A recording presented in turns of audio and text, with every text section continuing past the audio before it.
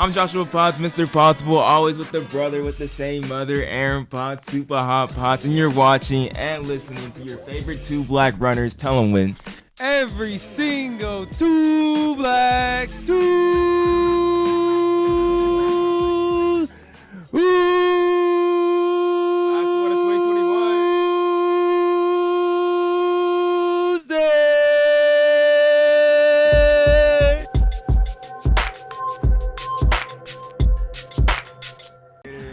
Woo!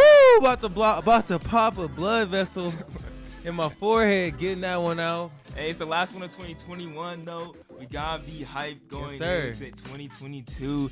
Thank you guys for so much of the support over this past year, bro. It's been crazy. Insane. Instagram taken down. Instagram re-updated. Went to Kansas City. Went to New York City. Went to Oregon. Shoot. Like it was a crazy trip, crazy times. Did a live podcast. We're interviewing people on. We did a lot of stuff this year. We did a ton, bro. And like if y'all listen to the last podcast, y'all just know how grateful we really are for all the support y'all give us every single Two Black Tuesday on the Running Report or Two Black Runners, man. And y'all have provided a bunch of opportunities for us. And, 2022, baby, here we come. We going to do it bigger. We going to do it better. We ready. But today, we're celebrating. Yes, sir. We got our Midnight Gala for Tracksmith, you feel me, going down. But unfortunately, Midnight Gala was going down, bro. They're going to have Nick Willis go out there, break the 4-minute barrier for the 20th consecutive year in a row.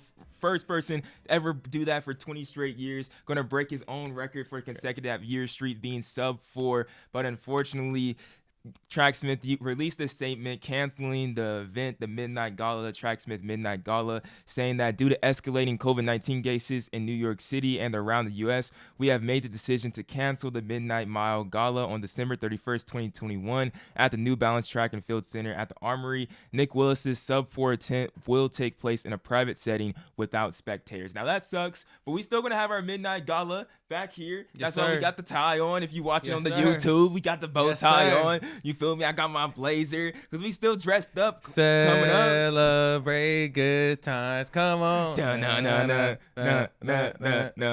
Woo-hoo. Yup, that's how we do it right here. Two sir. Black Tuesday, celebrating New Year's Eve, kicking off into 2022. And it's going to be amazing to see what's still going down. Tracksmith put on an amazing thing. Even with the Tracksmith Foundation, that's what this is all going to. Shout out Russell Dinkins, bro. The savior. Not all heroes wear capes. Some of them got dreads. You know what I'm saying? And my brother, shake them dreads. My brother Russell Dinkins, bro. This guy started off just writing letters to save track and field. Started Instagram accounts. Now my boy got a whole foundation.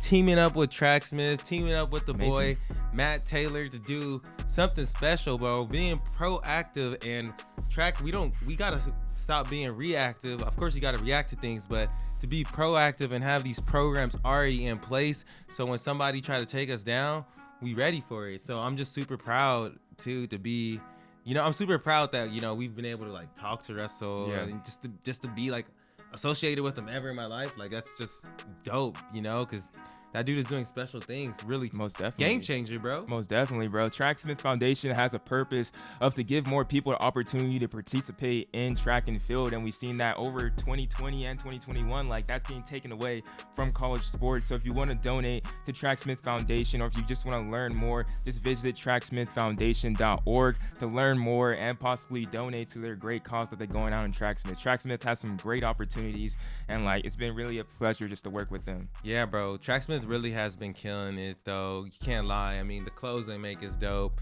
but regardless of that, they've just been so involved in the culture, whether it's the Tracksmith Foundation or it's how they sponsored all those not amateur, but pros that needed a little bit of help, sponsoring them at the Olympic trials. So what y'all have done over this past year for the past 2 years during COVID for people in the game has been amazing. Our first sponsor ever. Yeah. So dude. Hey, Matt Taylor, Matt. If you listening to this, bro, I just had an idea. You need to have a little Zoom party or something, or you need somebody to still commentate over it, virtually. We here. Just throwing that out there. And we in the same place today. As you see, usually we're doing it through Zoom. He in Santa Barbara. I'm at the crib, running report headquarters, you feel me, in Eastvale, California.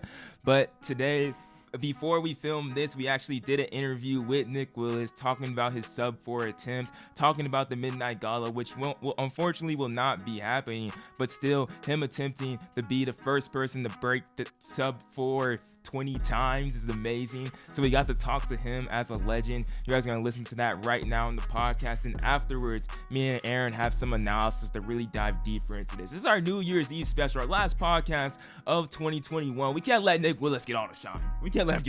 You feel me? We got to give it our 2 cents and talk about this as well. That's and really just close out the new year of the mile is a great event. We love talking about the mile. So I'm going to talk about that afterwards. But first, let's just get into this interview. Let's do that.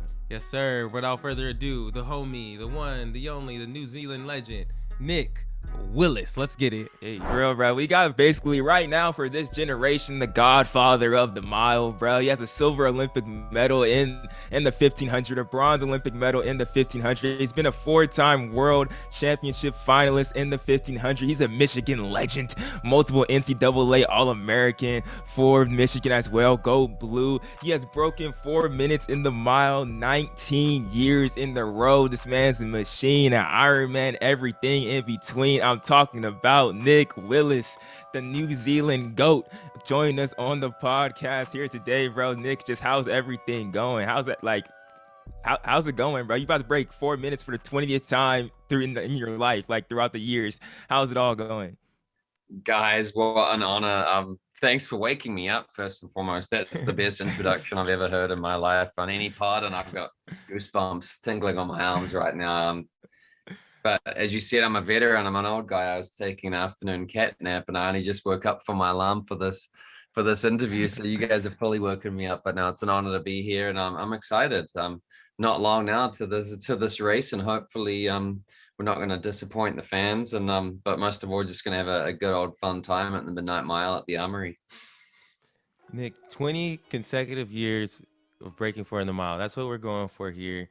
Like, one thing, when me and Joshua are like going through our rundown, thinking about questions to ask, one thing I was just curious about is like, what is your training like these days? Like, you were just at the Olympics. Like, what was that break like? Are you planning to like run a world champs this year? Were you kind of just chilling at home and then you're like, you know what, I need to get this 20 years in a row? What does that look like right now? It definitely had no rhyme or reason to it, my break. I actually kept running for another week after the Olympics. It's like, oh, I'll keep training just to see in case I want to do something else. I ran for maybe like a week, and then one day off turned into 2 days off, turned into 3 days off. And then suddenly I had like 10 days off in a row. I was like, oh, I guess my season is finished now. And it took me a long time to actually get back into real training. I think it took me about 2 months of this sort of like couple of days on, couple of days off, like back and forth. And it wasn't until my training group, I realized none of them were training together. They're all too busy working. They're all students at the University of Michigan and PhD or grad programs. Are like, guys, you got to get together. Very nice track club. Come on, we've got like an identity now. You got to be training. But they weren't rallying. It's like, gosh, really, I'm going to have to start doing it myself. So yeah, I finally started getting back into some semi-serious training to rally the troops. And that was what I needed to get going. And maybe 3 or 4 weeks of training, I realized, okay, I might actually be ready to do another season. I wasn't sure if that was my last ever race in Tokyo, but no, with about 10 weeks before the new year, I was like, okay, I think I can rally another season. So here we are. I'm curious too, because you've been doing this for a minute, but at elite level for the past 20 years since like breaking 4 and everything. Like, what's that feeling like to where you're all like, yeah, I think I can break 4 minutes in the mile? Like, what is it feeling? Is it a feeling like just in your legs? Is it something in your confidence? Is it a time that you put through intervals where you start feeling like, yeah, under 4 minutes is definitely doable for me right now? Well, for me, what I love about the mile, first and foremost, is it's like the perfect marriage of speed and endurance, right? Mm-hmm. It's fun. You get to train all facets of the body. And so I don't have any confidence that I can run a good mile until I know I can hit all of the different energy systems well. I can confidently like manage like a 2-hour long run, talking with my friends the whole time. That's not a challenge. But I can also sprint with the youngest kids in our group and do strides and feel like I got spring in my legs. All of the other stuff in between slowly takes care of itself. I've always sort of joked, like, I'm pretty sure anyone can run a sub 4 who can do a sub 20-minute 4-mile tempo run. Remember, tempo run is like a controlled effort. Yeah. So you're running under control. And in that same state of fitness, they're able to do a sub 12-second 100-meter stride if they did a rolling start, hit the watch, did it at like a 90% effort. And if they can break 12 seconds there, I guarantee you that person can break a 4-minute mile. I think that pretty much stands true. And I may not have quite that speed right now, but the endurance is definitely there.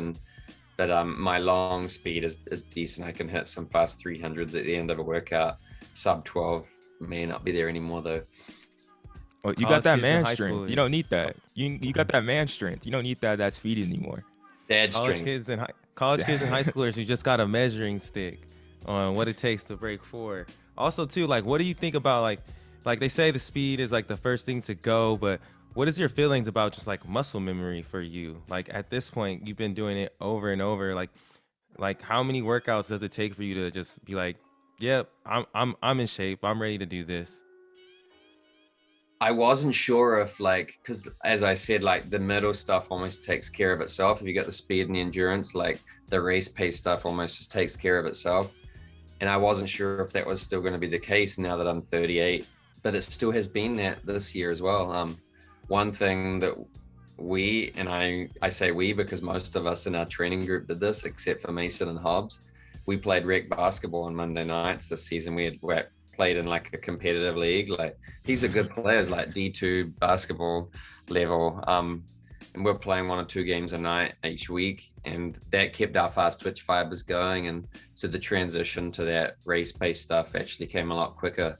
As I said, we've been running some fast 300s at the end of workouts, and it's December. Like normally that wouldn't click until February. And I think playing that basketball season has helped keep the speed going a little bit more. But yeah, the muscle memory's there from years after years, and also just that the psychological element that you know how it should feel.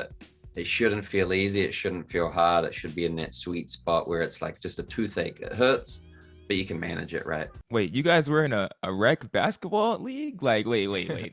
I feel like this just goes against everything that I ever believed. Like, shouldn't you be resting? Like, what's the philosophy just behind that, playing in the rec basketball league? And who's the scorer? Who's the main defender on the team? Like, who's MVP? Yeah. I'm curious. Well, it comes from the fact that I've been like taking the sport so seriously for 20 years, and it's been my job for so many years where I couldn't risk injury, otherwise I'd lose my ability to pay the bills, right? And so I've been looking to have some more freedom, and basketball is my first love of sports. I'm not very good at it, but I'm a huge fan, and I loved playing in middle school. That's the last time I played competitively.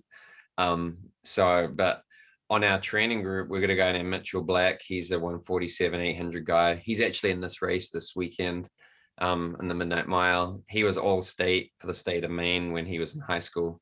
He was a shooting guard, so we basically defer to Mitch and we pass to him. But the thing is, the league's really good. Like he's no better than the top 2 or 3 guys in each of the other teams. But we play a lot of team ball, and we try and get them tired, and in the second half we'll make a rally, but we'll lose most games by 20 points. Our biggest problem is, here's the thing. Like we're all decently tall. We're 6 to 6'1". Every single one of us. We've got 8 guys in the squad. That's not a short team. Yeah. But we've got no one who's actually tall to get the boards, and we just get crushed on the rebounds. And when the other team can have 3 or 4 attempts every time at the other end of the floor, it just kills us. So that's for the winter season. We're going to try and recruit some non-runners to be a part of us, just to help us keep our rebound rate decent. I feel like too, like you would just have to try, definitely since y'all 6'1", you have to try and play like Westbrook or Patrick Beverly. Like you have to be ultra aggressive, and like I know you probably ain't trying to do that every day. Well, at least those guys may not be tall, but they got long arms and they can jump. I've got neither of those assets. I'm just semi-tall and I can't jump, and I don't have long arms. So yeah. I'm a good chirper though. I really surprise myself. I love to talk the whole game, so that I think I get into their heads a little bit. Whoever y'all add to the team, they gotta be in shape, or they gonna be hurting. Because I know y'all For real. be running the floor. Another thing, going back to the mile, you've broken this barrier so many times. Take us back to that first time you ever broke 4. What did that feel like? What was that significance for you? Yeah, what's really cool for me looking back at the first one is that I'm not traditionally known as a front runner. If you've ever watched my races, I love to sit in the back and let other people do the work and hopefully come back with a kick at the end. But that day was different. Breaking 4 was of paramount importance to me, and I was willing to sacrifice the win. And I actually I'd committed before the race, I'm going to go behind the rabbit no matter what, because if I don't, no one else will, and it will be a slow race. But I need to break 4 today. And it was at the University of Notre Dame's indoor track at the Mayo Invitational, and it was the top indoor mile in college back then. So all of the top guys from around the country were there, and I went behind the rabbit, and they all tucked in behind me. I was only a freshman. And after the first lap, my coach was in the infield and he screamed at the rabbit, said, keep going, keep going. But the rabbit was all paranoid and thought he heard him saying, step off the track, step off the track. So he jumped off the track after only 350 meters. And so I was left out there stranded with all of these older guys sitting on my back. But it was okay. The crowd was nuts. And I stayed in the front until 300 to go. 5 guys passed me on that last lap, and I managed to get a couple of them back on the home straight. And I finished 4th. For a 3:58, and it was won in 3:57 by a guy named Luke Watson from Notre Dame, and my teammate Nate Brannon beat me with a 3:57 as well. So I take a lot of pride that I stopped caring about racing for once and just took care of business and helped some other guys along the way. What would you tell 20 years later, or I guess 19 technically, what would you tell your younger self, before that race, as you're getting ready to go in? What are some things you would have told yourself like now? That specific race, I would have said it doesn't have to happen today. I probably pressed a little too hard early on. So the big thing about the mile is, like, especially for people trying to break 4, they think they have to be under the 60-second per lap pace. Otherwise, they're behind schedule, right? So if you're trying to break 4, you got to be 59 or 159 or 259 through each of the 400 splits. But the truth is, like, you're probably best to be like 303 through the 1200 and run a 56 last lap. I think the ideal way to run a mile for any ability level relative to their own talent level is to run even pace the whole way, but the last lap should be about 2 or 3 seconds faster than the other laps. It's because you stay under the red line, under the red line, under the red line, and then you can tap into the anaerobic power at the end. But if you cross that red line, you can never tap into that speed. So I think I was pressing a little too hard in the early laps, thing that I was like worried about staying ahead of pace and neglecting the fact that speed will make up for that lost time. Man, Aaron, I'm going to try and have that patience on New Year's Eve. I just took notes on that, Aaron. I'm gonna tell my athletes that at Norco, at the high school tomorrow as well, and we gonna get them down. We gonna get some 420s this year, Aaron. We gonna get some 420s. The significance that first time is always so sweet. Do you have any nerves like going for your 20 consecutive? Is it still? I know it doesn't hold that same like aura because you've done it so many times, but like, did you ever think 20 years later you'd still be able to break 4? No. I would have never dreamed I'd want to be still doing it at this stage. Like, that's probably a bigger the challenge is why would someone still care about running seriously when they're 38, right? And I'm surprised myself, but it's just every year has different reasons and different motives, and it's more I'm just appreciative of the opportunity. It's just fun for me now. I don't really care about the results from needing to prove myself or to try and get any accolades. Like, I've been so fortunate in my career. I've got all of that given to me mostly, right? And so I think on the start line, sure, there'll be some nerves. You need those, but it's more like nerves for excitement and opportunity, more like when I was a 10-year-old kid getting to play in a sports league, right? You're just excited. Let's go do this. And the truth is, like, I feel like this race will be more entertaining and more of a spectacle for the fans. The fact that it's not a guarantee. So therefore I don't feel as much pressure. Like, if I fail, it shows that it is actually a really monumental challenge. It's not something that's just a given. But if I make it, then it's something that really worth celebrating.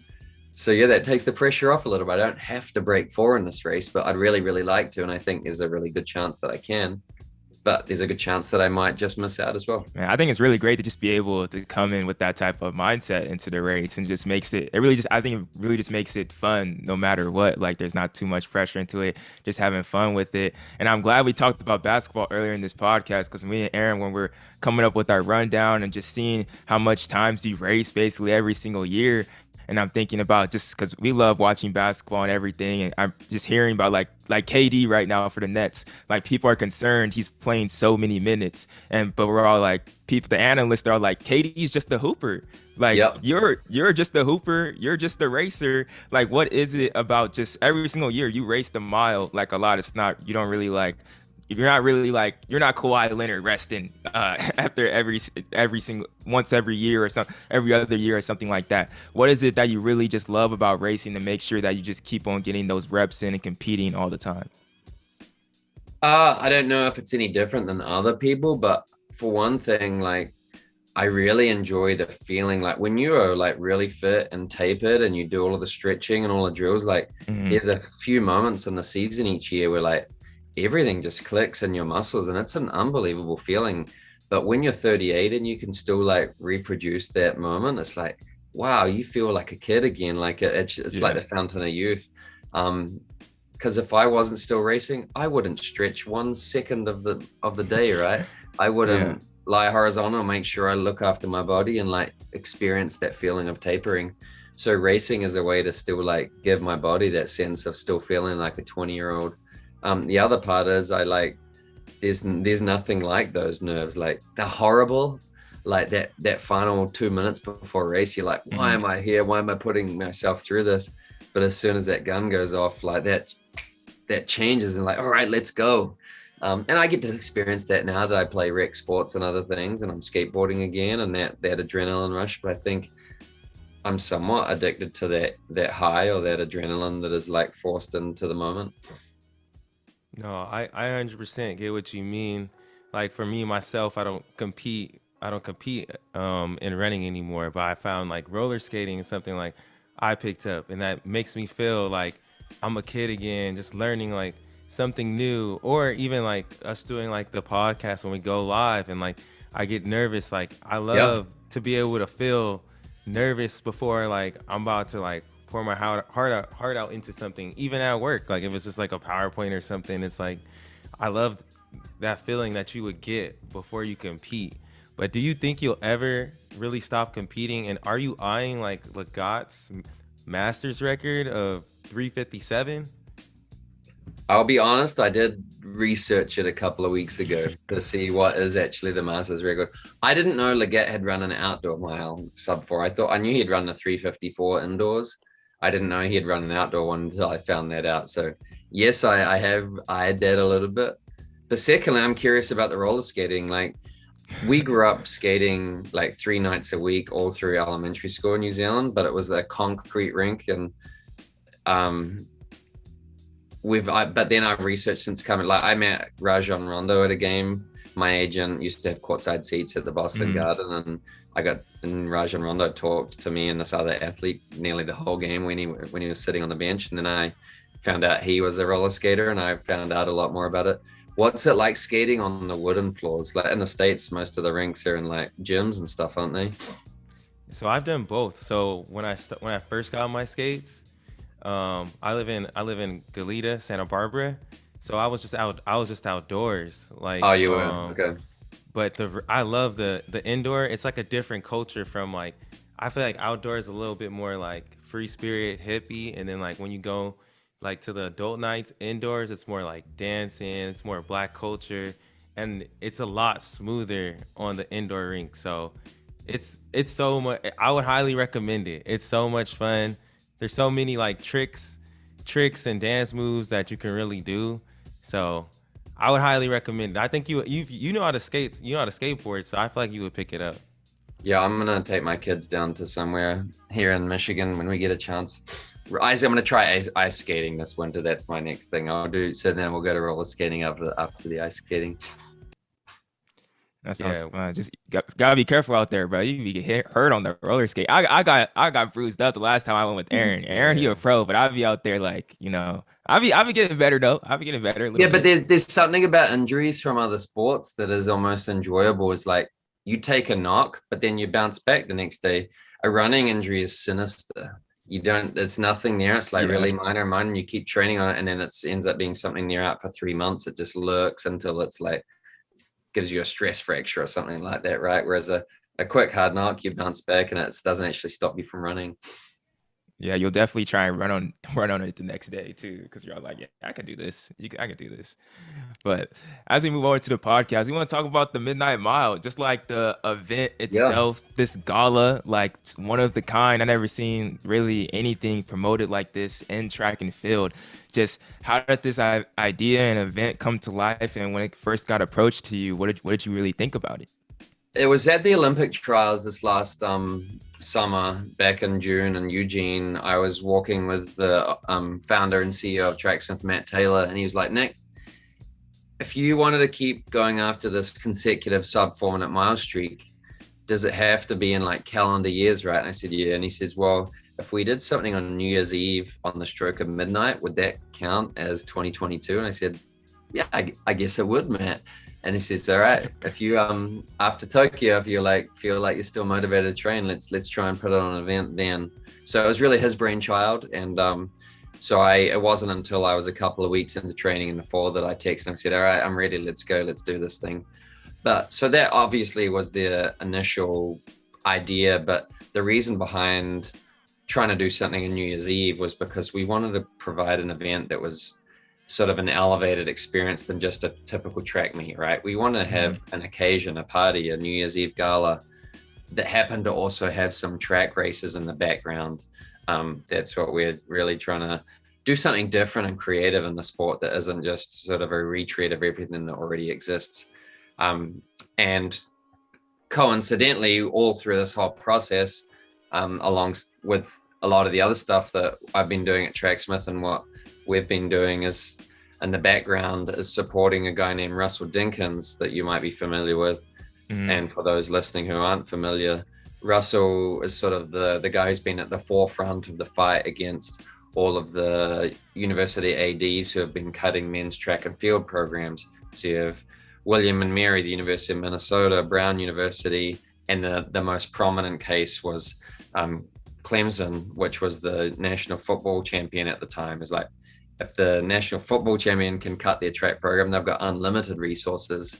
Like that's going to set a precedent that every other AD, if they are really interested in shortening their budget, like track's they're going to be lipping their chops. And that's what we're hearing is that other schools were ready to do the same thing. But Russell, he fought the good fight and we got in behind him, and he was successful with the other alumni to get those programs reinstated. So the Tracksmith Foundation has been formed, in which Russell is now the executive director, and we want to make this New Year's Eve gala a benefit to the Tracksmith Foundation to help Russell continue and double down on his efforts, in addition to other elements of supporting youth participation in track and field.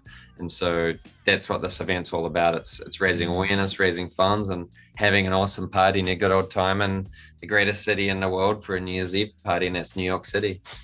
I love everything about that. Definitely too. Like, I think it's great that track and field is starting to get to a point where we're not just like reactive. It's like we're already getting ahead of it. And that's what I feel like a lot of this foundation is. It's like something implanted in the sport that's help it keep going and help it grow and get better. And I also think the gala as well. Like, for me, I don't really have any New Year's plans. I don't really watch the ball drop, but I'll turn on to the live stream in Tracksmith and watch my boy Nick break 4 again. Like, I think that's super cool, and I think we need to see more events like this in track and field. Well, and in our live stream, the plan is to try and do something different. Like, sure, we are bringing on my favorite runner of all time and a guy that I value as a commentator, Steve Cram, to announce my race and a couple of the other key races at the end.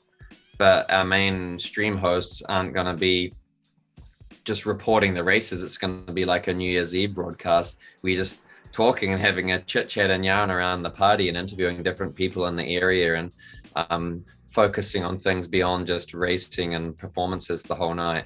But we'll sprinkle in races as well. So yeah, we're trying to do some things differently, and let's be honest, it may not be executed perfectly, but we're working really, really hard to see if we can come up with a different format to make track presented in a different way.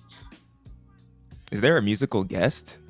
I think y'all need a musical guest. Like y'all needed like the first name that popped to my mind was Adele for some reason. I don't know if that could happen. Well, we do have a couple of live performances coming. Yeah, we're not quite ready to announce. I wish I could say it's Adele. It is not anyone who's like a feature or well-known person, but yeah, we're gonna have some live performers there. Man, y'all need to watch this. Y'all need to tune into this. Come on, we gonna be tuned in for sure, most definitely. Running the indoor, like trying to get your 20th consecutive on an indoor track in the Armory. Was there something? Is there a significance or something more special about doing it on an indoor track and not doing it outdoor, like per se? I know it's a stroke of midnight, and in New York, you probably wouldn't want to run outdoors per se, but you could have done it somewhere else. But like doing it indoors, is there a little bit more significance, or is it just all the same? Yeah, I've always really enjoyed indoor running. The Armory specifically is the first place I ever raced in America. I came over to run the high school indoor champs in 2001 before I came to college. So yeah, it's the first time I was ever in America to race, and so it's sort of full circle that way. I was trying to break 4 that day, and I only ran a 4:10. So I get to like run faster as a 38-year-old than I did as a senior in high school. But I feel like indoors a more controllable environment. There's no wind. You can sort of guarantee the situation, and you're less dependent on other factors out of your control. But I just think it's way more entertaining, both from a runner's and a fan standpoint. You feel like it's a more intense environment, and winter's not that fun if you don't have indoor racing. Like that's what makes winter a fun time, and I'm looking forward to it. Another thing too, we know you're a super, every sport, what's cool about this is like not every sport, but football every year, they have all the big games going on through New Year's, all the bowl games and stuff like that. And we know you're a big Michigan fan. How concerned are you? We saw the time the game is starting, and you're probably. I was begging for them to change to make us the earlier game of the night, but no, it's going to be okay. So the Michigan Georgia game is at 7:30 p.m. So I'm assuming it'll take 3 hours. So they'll go till 10:30. My race is at 12. So I'll get to watch as much of the game as I like. I probably won't focus too much on that because I've got to take care of business. But it means all the other fans and the audience. There's going to be a lot of Michigan people there at the night. They will have a section in the stadium for them to watch the game. My son included. He probably won't even race in the kids' races because he'll want to watch Hassan Haskins hurdle over all the defenders. That's his favorite player. But the way I look at it is like a semi-final. Like if we win, great, then I get to watch them in the final. If they lose, I didn't want to watch it anyway. Yeah, I feel that. Another question I had, just because you're going to be that night, you can kind of be balancing, navigating, like, staying focused on the race, not too much on the game. Like, how do you always stay real focused and navigating, like, staying fit and, like, focused during the holiday season, like, as well? And you've done this for, like, 19 years, but at this time, like, you can run into, like, sweets or anything like that. And a lot of times it is just, like, natural willpower of just like focus on just like I gotta do this, eat this, I can't be going out too much like that. But does it get hard to navigate trying to like I gotta break 4 at this that's New Year's Eve, like I'm trying to chill at New Year's Eve, The good thing is that Christmas is on race week, so I actually let myself do whatever I want on race week relatively from a diet standpoint. Like all of the taking care of myself is in the weeks leading into it. Then you got to like let your body like recharge again. So yeah, it works out a little bit better that way. What's it like too being with Ron Warhurst, being with the same coach since you were at Michigan for so long? What's that relationship like, and how much do you think that contributes to your longevity? Yeah, it's a huge part of it. I guess our relationship has changed so much over the years. I came over as a 19-year-old to a foreign country, so I was away from my family. So he obviously became another father figure for me over the time. And then we had our we had our conflicts every year, like it's like any other relationship, right? And so we spar, but he knows how to push the right buttons and when not to push them. But most special of all is how he really embraced my family. So when I got married, my wife had no background in running, but he invited her. He said, "No, come along, come down to practice." And he sort of took her under his wing and he mentored her. And she has ended up becoming a really great coach in her own right because she's been mentored by one of the greats in the sport for the last 14 years. And now he's like a grandfather figure to our sons. And he will take calls from my wife. I always call him, he never answers, but then when my wife calls him, he will answer within a second. So they almost a lot closer. Than they love having fun talking smack about me behind my back. And what's really cool now is that his son is 19 and I see him as a peer now. He's on this basketball team that we were talking about. So me and Luke are boys, and he's like a big brother to my sons. So yeah, it's much more like a family experience. And if I didn't run, I wouldn't get to see Ron anymore. So like, of course, I want my family around that environment. Ron's such a magnet personality. There's always a lot of people around that, and we want our family to be around that environment as well. Yeah, it's really cool just to see you now, like in your career with like Ron and your family, then like the family of like Mason and Hobbs and everybody else, and very nice track club. It just seems like good times, even with like your guys' vlogs that you did sort of during the track season and stuff. And me and Aaron were kind of thinking, especially with like you, Hobbs and Mason, like, and with Ron as well. Like, what is the best? Because I feel like it's such a unique situation with like a 38-year-old and then Hobbs being 18 or 19 now, then Mason being like 20, 24 or something. It's a unique situation. So we try to compare this to like other sports teams like in the past. Like right now, I feel like you and Hobbs are kind of like LeBron and AD or like LeBron and Kyrie. And then Aaron even made the analogy that you guys are more like back the Lakers and Showtime where you got Hobbs like Magic and then you're like Kareem and Mason could probably be James Worthy and then just make a as well. So like what would you think like if you could think in mind, like what do you think comparing Very Nice Track Club to like another sports team of some other, like what do you think the best analogy would be? Yeah, I haven't really thought of it that way. I guess Kareem would be a good example, and then whoever they had come in. Was Magic older than James Worthy? Was younger than Magic, right? He was younger. He was a rookie. Yeah, I don't want to call Mason Magic. I don't want to give him that satisfaction. That's the problem. No, but what's really special about our group, and it's because of Ron, is it's not just the runners, it's all of our close people are very welcome down there as well. So family, girlfriends, wives, parents, kids, all of that sort of stuff. Like we have an eclectic mix of people. We've got a gentleman named David Cohen. He's a retired professor at the university, Dr. Cohen, we call him. He's 77. He runs like 30 marathons a year. He runs at like a 12-minute mile pace. So he never runs with us, but he's part of our group. He houses runners whenever we have people from out of town come into town. He puts them up in his extra little barn. And we've just got a really unique group of people down there. And that it stops there from ever developing this hierarchy of politics and stuff. Like you get humbled pretty quickly if you ever think that you're the man. Like it takes it away. It's like, no, we're family. It's like how you have your auntie at Thanksgiving or whatever, right? You got to watch what you say because she's going to make sure she hears what happens. We'll keep each other in check is a really good way to say it. But we all have a lot of fun. You say 33 marathons? That's wild. He didn't start running till he was 60 because he was a tennis player in college way back in the day. He found his new love. From that, like him finding his new love like around like 60, you kind of found a new love as well, like being partnering with Tracksmith and like being on like that team and like transitioning into the athlete experience brand manager. Just like how has that been working with Tracksmith over these like past like 2 years now and just transitioning on from that? I count myself as so lucky, like the timing of it with the pandemic just starting and a lot of uncertainty in the world. The fact that I got to jump into a startup, like it's an established company, like it's a very well-known brand, and there's a lot of momentum. But we're still a startup. I was only the 24th employee, and now I think we have close to 40. It's been so different than I ever thought, this path that I've taken. My wife and I always thought we'd be self-employed people. We couldn't have bosses, right? After doing this for so many years as professional runner.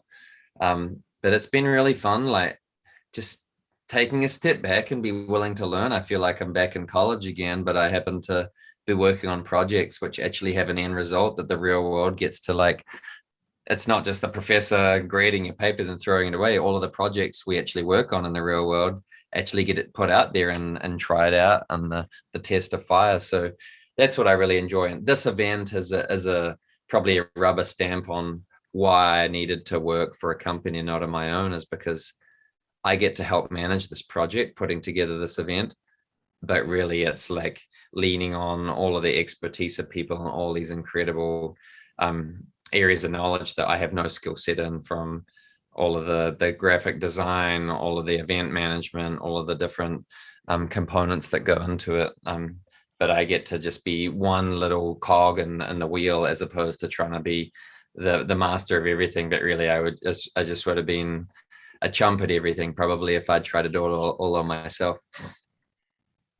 I just imagine that's really just like a humbling experience too, like how you just alluded to, the fact of like you thought you would be an entrepreneur like the rest of your life, and track and field is such just a independent sport on its own, and now being like thrown into with all these group of people and like seeing all these like, and like taking, at times you can take it for granted, like what this person does for you, this person does for you, or something like that. But now you get to see like firsthand, like, man, like there are a lot of talented people, like specific in his expertise, and we come together, we can put together something like this Midnight Gala, this Tracksmith Midnight Gala, that really is going to be great for this sport. And Tracksmith has done such great things besides this that's just been different. Like, what else do you kind of want to see, without like giving stuff away that you guys may have in the works? But are there anything else that you want to see like in the sport that can be like not done differently, or like something new that you want to see approached, like a gala, for example, but something different from that? Yeah, we haven't even talked about this, so I have no idea. And we don't want to be an events brand, obviously. Like, we're a running brand, but events can be a part of that. But as a fan of the sport, I would love to see something done better with relays somehow. Like, we really haven't tapped into that side as much. And cross country as well. I think the Trials of Mars guys gave cross country a go a couple of weeks ago, but there's something there that, for whatever reason, the everyday runner who enters in marathons and half marathons, they would never enter a cross country race. Like, that idea like terrifies them.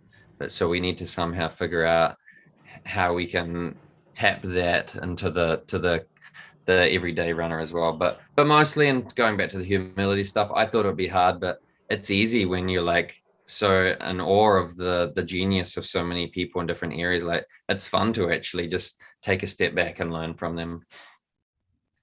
Yeah, and I'm sure that like just fuels like your creativity too. I mean, we know some of the people on the Tracksmith team, so many cool people doing so many amazing things there too.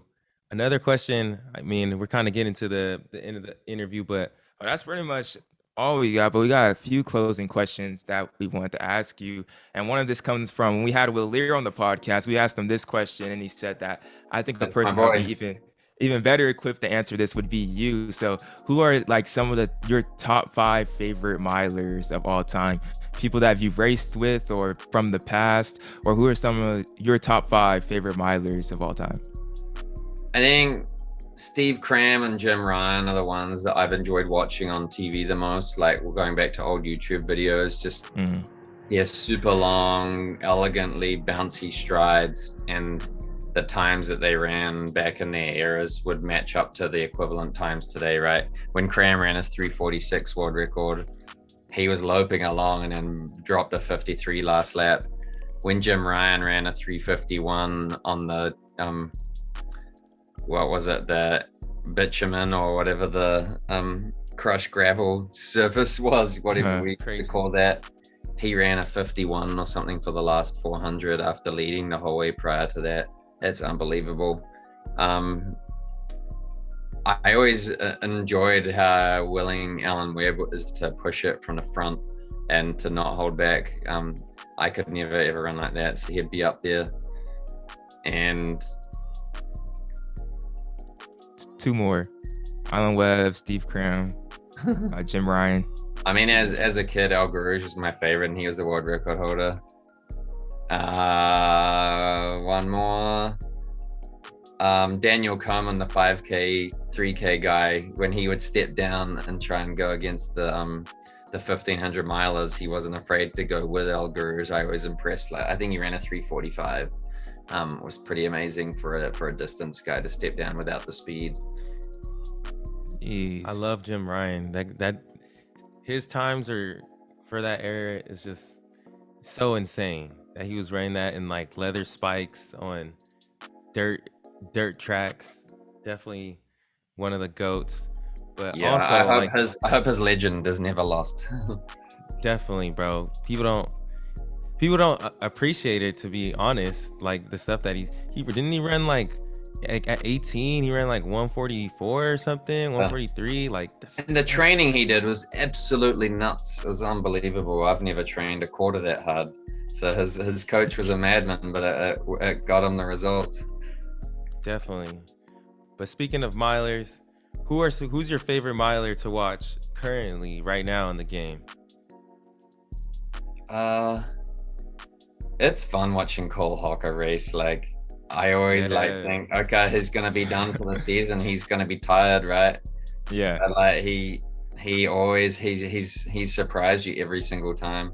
Obviously, like Hobbs Kessler's gonna be my favorite to cheer for, and I want him to beat all those guys. But last year it was fun to watch Cole Hocker race. And then this is one of these questions right here. This is the conversation that me and Aaron have been having back and forth. Actually, we've been having it before this, but we really were talking about it when we were in Kansas City and when we were commentating that meet, and we got to see like the Masters race we were commentating. We got to see Dan King go out there and race too. Like, how long do you think you'll be breaking 5 minutes when you're 60? How long? We know you got this 4-minute streak, and soon enough soon enough that streak's gonna die. But breaking 5 minutes, how long can that streak go? Yeah, I don't know if I'm gonna race the mile later, but I applaud those guys who get after it. Matt Taylor, my boss, he's 46 or 40, I believe. He's gonna try and run a sub 5 as well, so I'm impressed with that. But I'm gonna try and run 400s and 200s when I'm a Masters. I've decided, like, it feels like a different sport. It's not then I feel like I can still improve. But if I stay doing the distances I do, I feel like I'm just a slow old man, right? So yeah, I went to a meet the other day in Grand Valley State, just a small college on the west side of Michigan, and I entered the C800, and I was watching all these like F200s or G 400 meter heats. It's like, that looks like fun. I'm gonna do that when I'm older, like go to these college meets and try and run like 53 seconds or 24 seconds for the 200 against some of these not like top tier collegiate athletes. Are they getting them blocks? Yeah, you gotta run on blocks if you do those races.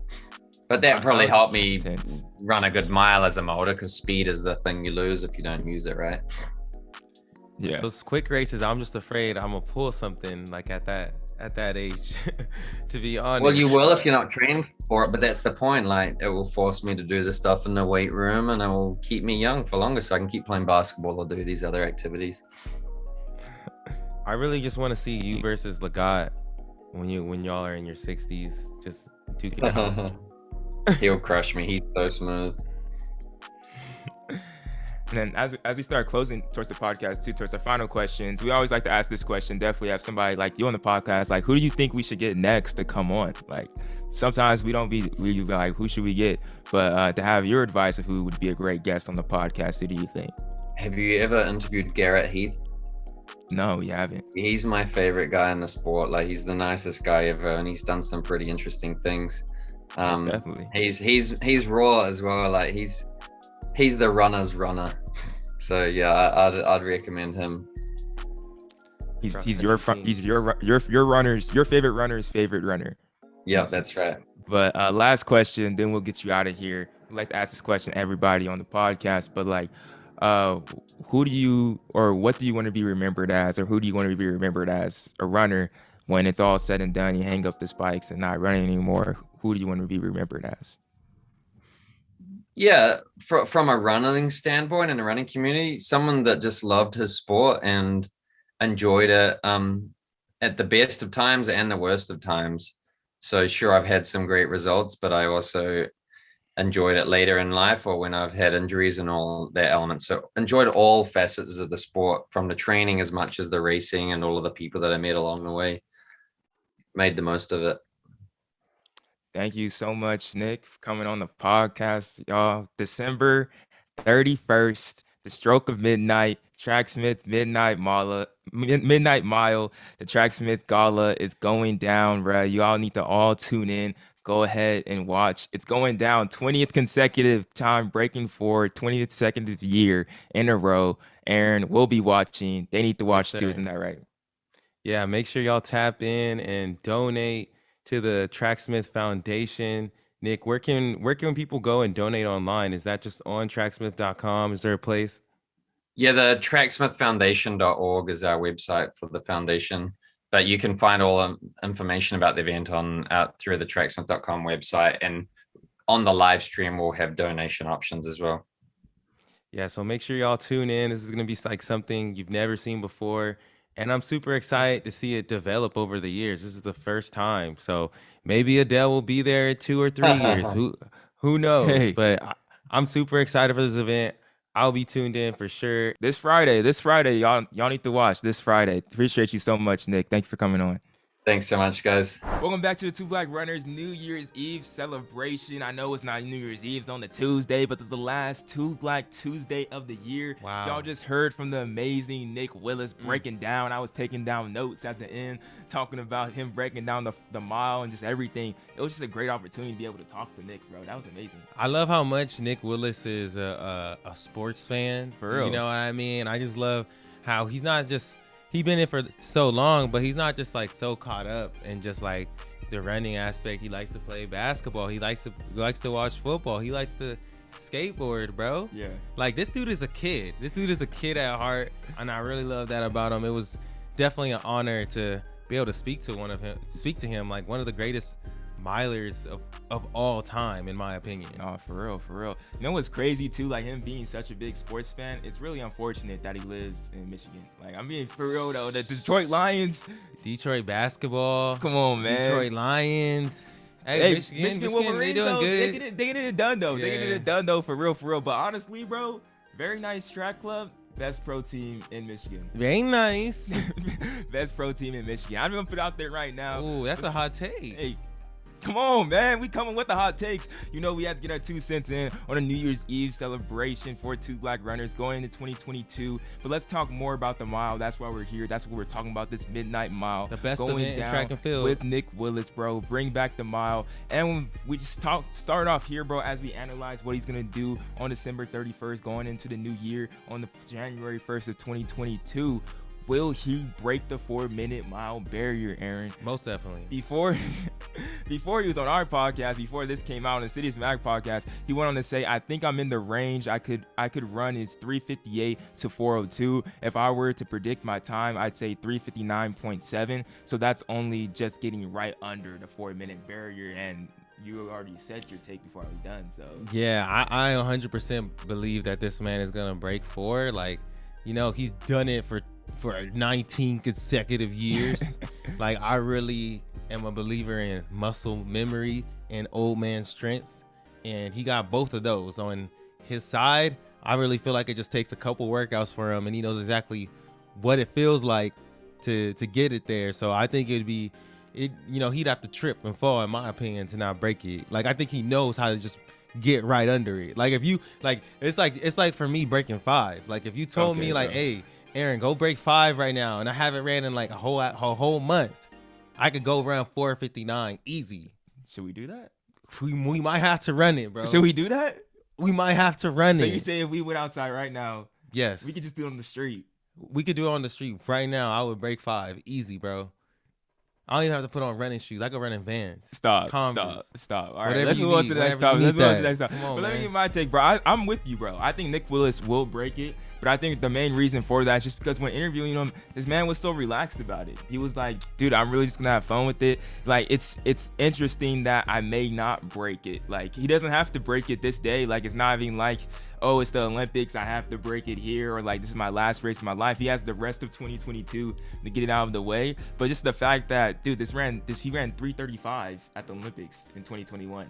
Like, I know he's just coming back from training. He was describing like he's kind of just now getting really back into it, but like, bro, he's been doing this for 19 years. So like, I definitely, if Hobbs and Mason are in there pacing him too, like, I don't see why he wouldn't break it. And soon enough, he's gonna break it for this 20th year. It's just how far he's gonna go. He's gonna get 25. Like, I don't know who's ever gonna break this record. That's what I'm thinking. Well, I think too, like if Michigan wins on that day in the football game against Georgia, I think that's gonna help him too. That's gonna give him that energy. But if they lose, he might be a little hurt going into it. You know what I'm saying? Or maybe going with some vengeance.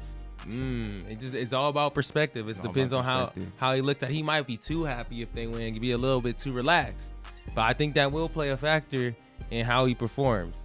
Yeah, most definitely. But either way, though, walking away from this, however long Nick Willis's career lasts and running professionally, like, his legacy, what he's left on this sport is going to be just. It's going to be great. It's going to be super great. We talked about in the beginning, he's a multiple-time NCAA All-American at Michigan. When he was at Michigan, his team had the world best for the DMR as well. He's broken 4 minutes the mile 19 times in a row for a year. And then he's, like, the list can go on, a 4-time world championship finalist, a silver Olympic medalist, and a 15 bronze Olympic medalist, and the 15. Like, the dude is crazy good. And with this record on top of this, all I'm thinking about, Aaron, in the discussion that we were kind of having off wax is all like, Nick Willis, he's the number 64 miler of all time. And like, it's not like he ran slow on the list. 3:49.83 is his PR, number 64 all time in the event. He's the second New Zealand person ever on that. He doesn't even have the record in the mile. But like, I think it's a valid question. It's like, is Nick Willis, if he's able to become the first person to reach 20 years straight of going under sub 4, is he going to be in the conversation as the top 10 greatest miler of all time? I think so. You definitely have to put him in the conversation, bro. Like, that type of consistency is not normal. It's about more than the PR. But first of all, he has an Olympic bronze and Olympic silver. He has a world like indoor medal as well. So Nick Willis is one of the best competitors besides time and how many times he's broken 20 consecutive years, because I'm predicting he's going to break that.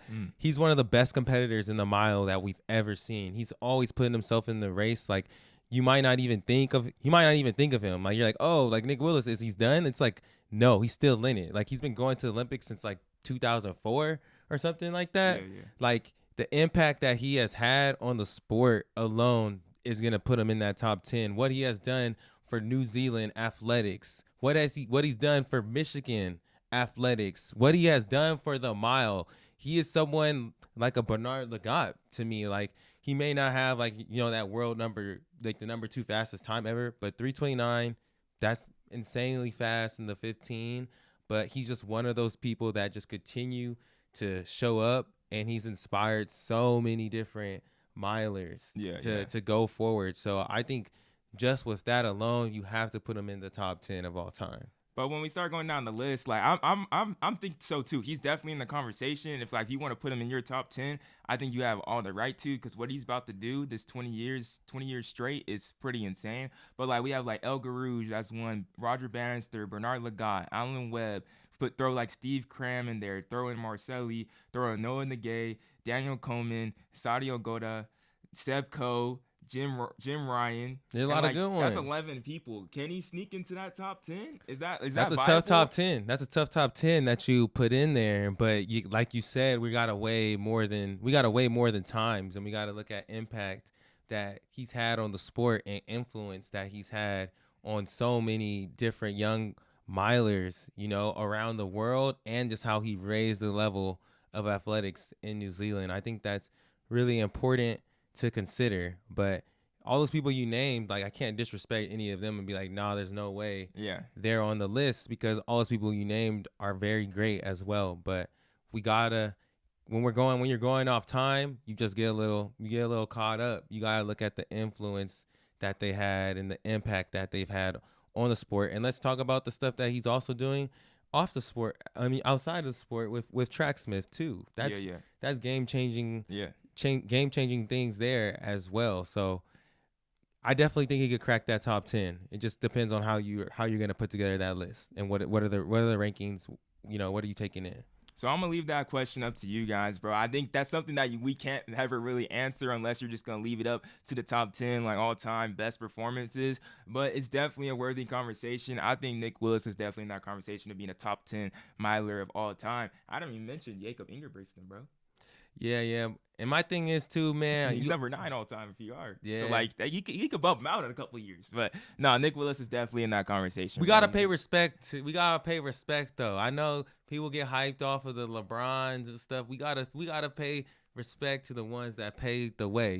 People get hyped off of Newberry Park and stuff. Gosh, and they be thinking Newberry Park would be able to beat a team with Cheserek, Footsum, and Lucas versus Bickus. We gotta pay respects. No disrespect. No disrespect. No disrespect to New Balance. No disrespect to Newberry Park though. But we just gotta make sure we pay our respects. You know what I mean? Bro, we supposed to be talking about Tracksmith, Midnight Mile and stuff. But Rory Linkletter, hold on, bro.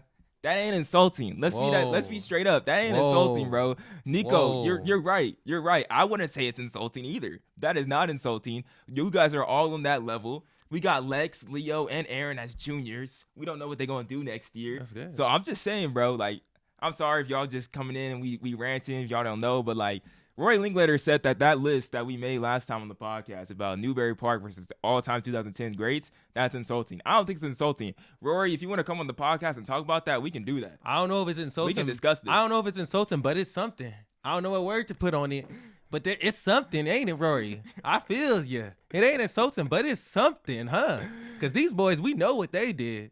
We know what they did too. They the greatest high school cross country. Okay, let's move on, bro. We're supposed to be talking about the Midnight Mile. You feel me? We dressed up, New York experience. Hey. But that's basically all we got for Nick Willis, bro. We analyzed it. We know he's gonna break this barrier. If it's not on New Year's Day, it will happen in 2022. The dude's a beast. 20 years straight coming in his future. Believe on it right now. We said on the podcast, you feel me? And he's in the conversation of being a top 10 great. The only thing we have to go on now is like, who are our top 5 favorite milers of all time? We had Will Lear do it earlier in the year. We had Nick Willis share his, bro. We got to share some of ours. Hey, man, being a miler, that's my favorite event. 15,800, middle distance guy. I hold the mile near and dear to my heart.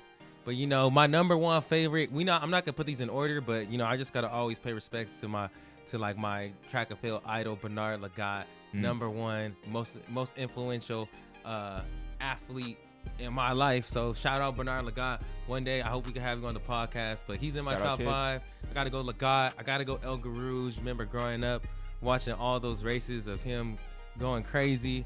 Gotta go Centro. Loved Centro. Loved the tactics that how he races still. Gotta put Centro even there.